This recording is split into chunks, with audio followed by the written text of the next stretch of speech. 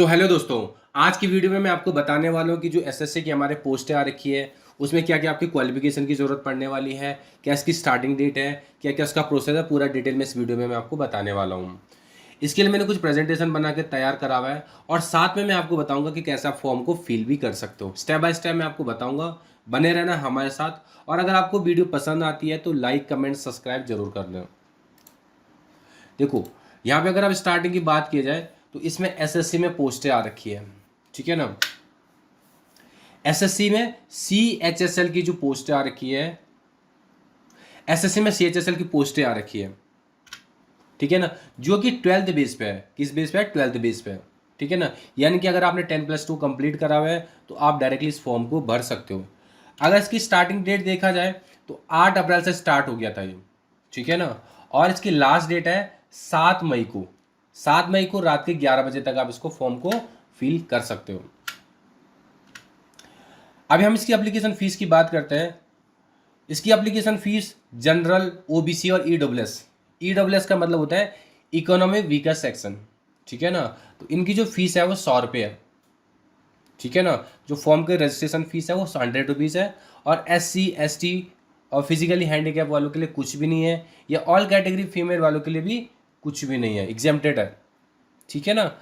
अगर इसका पेमेंट की बात करोगे तो आप डेबिट कार्ड से कर सकते हो, क्रेडिट कार्ड से कर सकते हो, नेट बैंकिंग से कर सकते हो, ठीक है ना।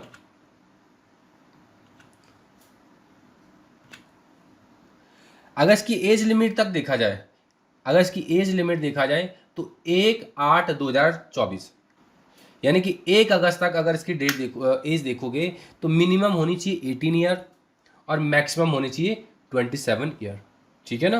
यहाँ तक समझ में आ गया। टोटल वैकेंसी की बात की जाए तो 3712 पोस्ट इसमें आ रखी है, जिसमें से फर्स्ट है लोअर डिवीजन क्लर्क, LDC, जिसको हम जूनियर सेक्रेटरियल असिस्टेंट भी बोलते हैं, JSA। दूसरा postal assistant, PA, sorting assistant भी हम इसको बोलते हैं। डाटा एंट्री ऑपरेटर, LDEOS, ठीक है ना। ये 3 पोस्टें आपके पास आ रखी हैं। इन तीनों को मिला के टोटल आपके पास 3712 पोस्टें आ रखी है, ठीक है ना।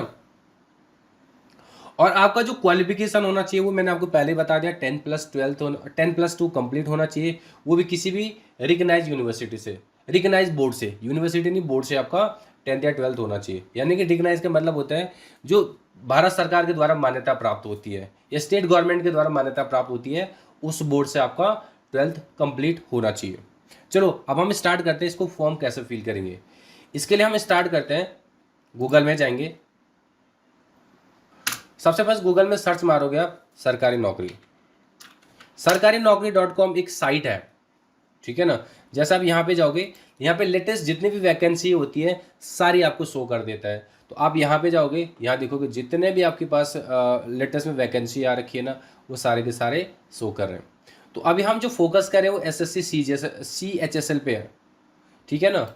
जैसे आप यहाँ पे क्लिक करोगे,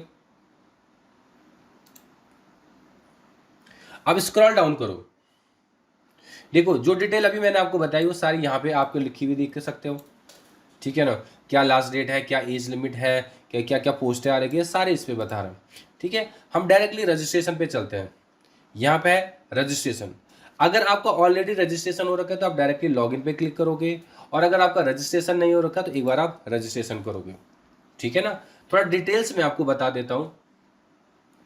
इतना करने के बाद आप कंटिन्यू करोगे, ठीक है ना।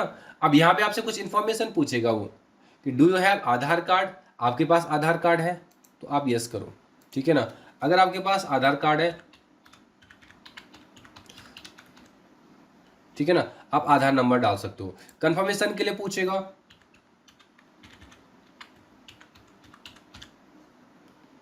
ठीक है ना। बाकी यहाँ पे कुछ भी नहीं आएगा, ठीक है ना, इसको छोड़ दो, ठीक है।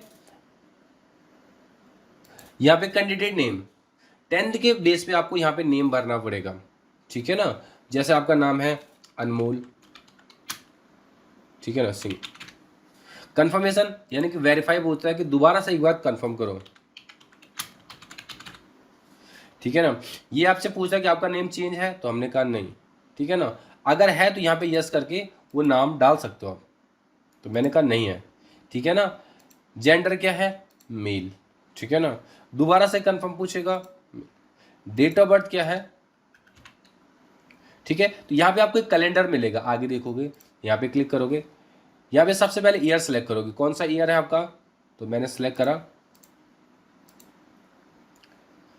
2001, ठीक है ना, और Feb 15, ठीक है ना। दोबारा से करोगे, यहाँ पे क्लिक करोगे,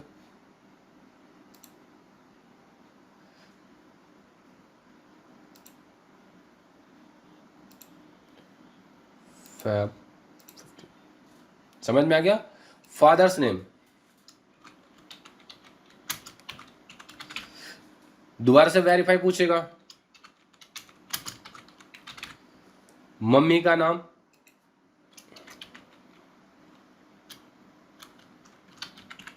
ठीक है ना। यहाँ पे आप डिटेल भरो, ठीक है ना। 10th जो आपने करा वो कौन से बोर्ड से करा हुआ है, ठीक है ना। तो यहाँ पे अलग अलग स्टेट आपके आ रखे, अलग अलग बोर्ड आ रखे हैं, तो मैंने कहा उत्तराखंड बोर्ड, ठीक है ना। तो हम यहाँ पे उत्तराखंड बोर्ड स्कूल दे सकते हैं, जो भी आपका है वो आप दे दो, ठीक है ना। दोबारा से वेरीफाई पूछेगा, तो उत्तराखंड आप, ठीक है। आपका 10th का रोल नंबर आप यहाँ पे दे दो, पासिंग ईयर कौन से ईयर में आपने पासिंग करा था, ठीक है ना। आपकी हाईएस्ट क्वालिफिकेशन क्या है, तो अगर आपका ग्रेजुएशन है तो दे दो, पोस्ट ग्रेजुएशन है दे दो, नहीं तो आपका 12th भी है तो भी चलेगा, ठीक है ना। यहाँ पे कंफर्मेशन 12th कर दो, ठीक है ना।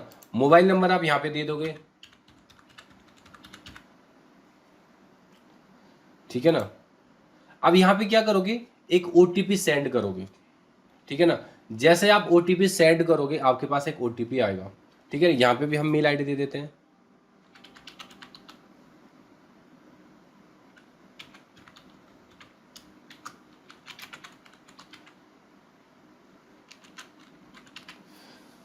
पहले आप मोबाइल से OTP सेंड करोगे। अब जैसे OTP सेंड करोगे, ठीक है ना, सेंड करने के बाद आपके पास मोबाइल में एक OTP आएगा, और आपने OTP जैसे करा वेरीफाई कर देना है। सेम वही प्रोसेस आपने ईमेल आईडी के साथ भी कर देना है, ठीक है ना। तब आपका रजिस्ट्रेशन हो जाएगा। अब आपसे पूछेगा, जैसे आप आगे करोगे ना, आपसे पूछेगा कि आपका रजिस्ट्रेशन नंबर तो ये है, पर आपका पासवर्ड आप क्या देना चाहते हो, ठीक है ना। तो पासवर्ड दे के डायरेक्टली आप एग्जिट हो जाओगे, ठीक है ना। पासवर्ड देने के बाद जो भी आपकी एडिशनल डिटेल्स होगी वो आप एडिशनल डिटेल डाल देना, ठीक है ना। आगे आपने जो भी आपकी एडिशनल डिटेल है, जैसे आपको पूछेगा कि आपका 10th कब से करा है, 12th क्या है, ठीक है, और आपका जेंडर क्या है, सारे बहुत सारे डिटेल आपसे पूछ सकता है, एड्रेस वगैरह वगैरह, क्वालिफिकेशन, ठीक है ना। उतना करने के बाद आप सबमिट कर देना, ठीक है ना। तो आपका फॉर्म भरा जाएगा। उसके बाद आपको फोटो और सिग्नेचर भी अपलोड करनी है, ठीक है ना। अगर आपको फिर भी समझ में नहीं आता तो एक बार कमेंट करके जरूर बताना कहाँ पे आपको प्रॉब्लम आ रही है, वो मैं आपको बता दूंगा कि आपको कहाँ पे क्या प्रॉब्लम आ रही है, वो मैं आपको आगे सॉल्व कर दूंगा, ठीक है ना। अगर आपको वीडियो पसंद आए तो लाइक कमेंट सब्सक्राइब जरूर करना।